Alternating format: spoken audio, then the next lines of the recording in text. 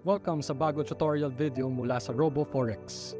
Ngayon, ipapakita namin sa iyo kung paano palitan ang iyong trading account password gamit ang iyong desktop. Step 1. Mag-login sa iyong members area. Sa main page ng RoboForex website, mag-login sa iyong existing members area account. I-click ang sign in button sa top right corner. Ilagay ang iyong email at password. Pagkatapos ay i-click ang sign in button. Magaling! Nakapag-login ka na sa iyong personal members area. Step 2. Palitan ang iyong trading account password.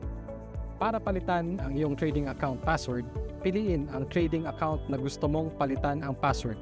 I-click ang change password. Mag-scroll pababa sa change password form, ilagay ang iyong kasalukuyang trading account password, siguraduhin na tama ang napiling opsyon sa ating kaso, piliin ang trading account password. Ilagay at kumpirmahin ang bagong trading account password. Tandaan, para sa security, ang iyong password ay dapat 6 hanggang 15 characters lamang. Gumamit ng English letters at may kahit isang numero. Click ang change password button. Step 3.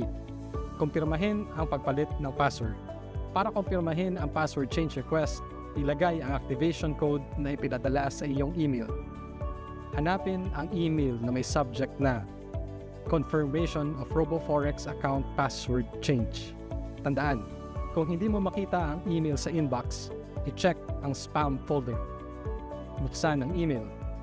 Maaari mong i-click ang link sa loob ng email o kopyahin ang confirmation code at i-paste ito sa kinakailangang field. I-click ang send button. Congratulations! Matagumpay mong napalitan ang iyong trading account password. Maaari mo ring i-check ang password change history mo, kasama ang eksaktong oras ng pagbago at status nito. Salamat sa pagpili sa RoboForex.